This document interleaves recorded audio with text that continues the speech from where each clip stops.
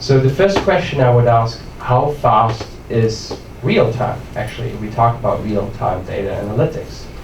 And I just want to quote John Aykroyd. He's the CTO of Silicon Valley Data Science. He said something fairly interesting, and I totally agree with this. He said, there's no such thing as real time. There's only near real time.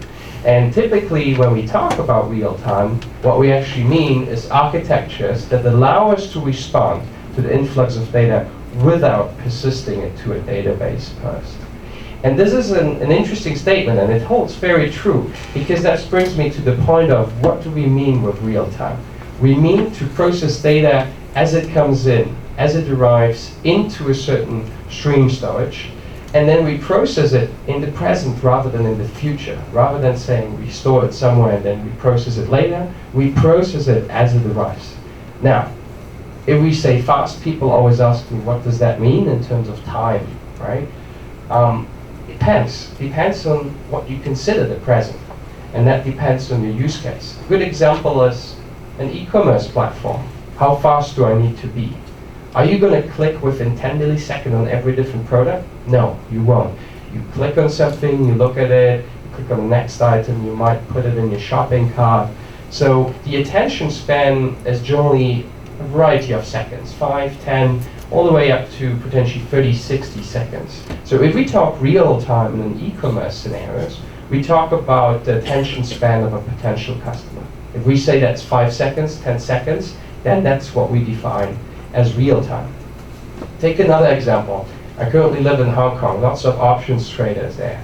Options trader, where we trade the market, seconds might not be fast enough. So here we go into the direction milliseconds. If we do arbitrage in the market, it becomes nanoseconds very often, to a point where some offices get relocated to get a faster connectivity to the stock exchange, for example.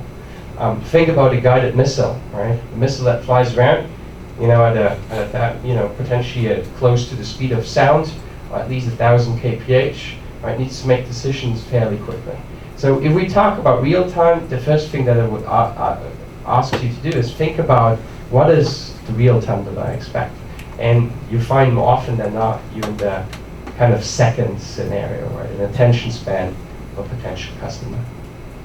So the solution to it is obviously a stream processing service or stream processing tool. By the way, an open source tool that does that also fairly well is called Kafka, which allows you to generate such a storage where you have the devices and the servers or whatever you might get your data from ingested into a stream, connect your applications to it, then immediately work on that data stream, do some simple validations, decision trees, etc., and then obviously still store it somewhere else into a database, into a storage server for later use. But now you want to work on that as it comes in.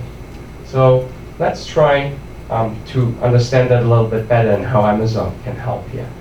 What would we expect from such a real-time data stream? Well, we would expect a variety of things. We obviously would expect it to be highly available. Right? We have devices that are connected all the time. Our stream cannot go down. It needs to be there all the time. We want it to be fully scalable. Right now we have maybe one user. Tomorrow we get 1 million. The day after we get a few hundred again.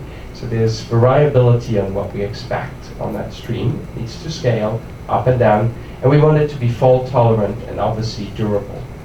Now, if you want to achieve this, how would you do it? Well, you would go out, build a lot of different data centers, build lots of other scalable server infrastructure, build global load balancers, build global DNS resolution service. You get the picture. You would have to do a hell of a lot of effort to actually get such a stream storage that would really give you all those aspects. And this is where I want to dive into what is Amazon Web Services and why is it useful. Well, we provide you with infrastructure that is fully managed that can help you with that. So just click onto the next slide. Basically what Amazon Web Services, or AWS in short, does is we offer you web services in a variety of locations. So currently it's 11 regions across the world. So you can see that here on the map. So you got, for example, in the US, South America, in Asia, we got Singapore, Tokyo. Our latest one, Frankfurt in Germany and Beijing in China. Now within those regions, we actually have a concept called availability zones. And this is fairly interesting, because going back to the concept of building a stream that is highly available, if we would only have one data center here, then obviously that wouldn't be highly available, because if the data center is down, then all the stream would be unavailable. So what we do is we build individual clusters of data centers within those regions. And every region always has at least 2 or more of those availability zones.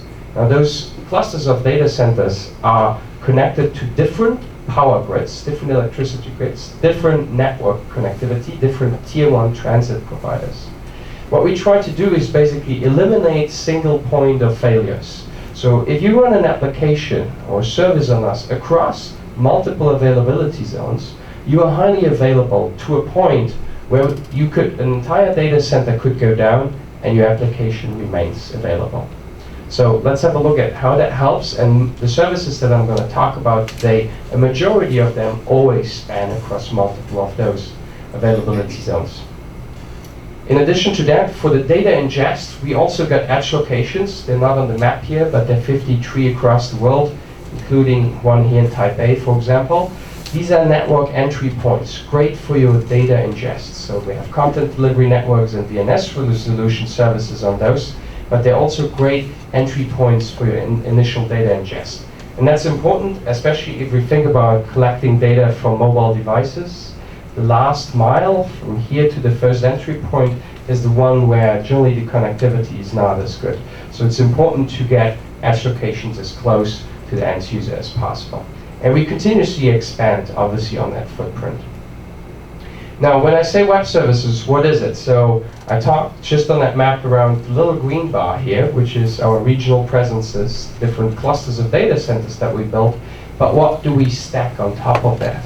So obviously, we add a certain security level to that. So the security layer, which allows you, whatever you consume in AWS, you have full control over the access control of those services. You can monitor it. You have auditing capabilities, which can be very important in a regulated industry, and certain encryption functionality. On top of that, we stack what we call core services. So core services are things like compute, virtual servers, managed Docker infrastructure, managed application containers, for example, storage services, blob storage, or database services, networking services. So core components that you can use to build your project on top of us. On top of that, we stack what we call platform services. So those are higher level services, up the stack, I call them. So here we look at managed analytics services, managed stream storage, managed Hadoop clusters, etc. We look at services that allow you to completely deploy your applications out, or even have mobile services where you can directly talk from a mobile phone to it without managing any servers, effectively allowing you to build complete serverless infrastructures. And all the way on top, we also have applications like virtual desktop services, collaboration and sharing services, app delivery or email services. Now, today we're going to focus on this part here, the platform and the core services and how they can help you. Now, one important thing which I didn't address yet is the bar here on the right side. Every of these services that you consume within Amazon Web Services is, and as the name says, a web service. So it is an API. So whatever you do can be fully automated. And that's fairly relevant if we build an analytics platform that should scale, because we want to automate as much as possible. To make that easier, if you don't like RESTful APIs and you don't want to write the code yourself, we also provide you with software development kits, SDKs, in a variety of different languages, so like Java, .NET, PHP, Node.js, Objective-C, etc. So a bunch of software development kits that make it easier for you to kind of start using those services. All right, so let's try to build something now with AWS, and let's try to build a big data platform and see what we can do here. So I like to break it down when we talk about data analytics to say over a period of time we have data that comes in and we want to reduce that data to a point where we can get answers out of that data. To do that, we generally go through 4 different phases, which is ingesting the data, storing it, processing it, and then visualizing it. Now, this is not a one-way street. Sometimes you have iterations in here, and that's actually quite common. The reason I'm breaking this up is because it allows me to do this, which is to say, I want to look at the individual stage and which service could be useful to address that stage, and then we can go through it one by one. So on the ingest side, we get some cool open source tools, which are like log quotations or log collection tools, like Log4j. Flume is an interesting one. Fluentd is another interesting one. There are a bunch out there that I always recommend as a great place to get started to ingest data.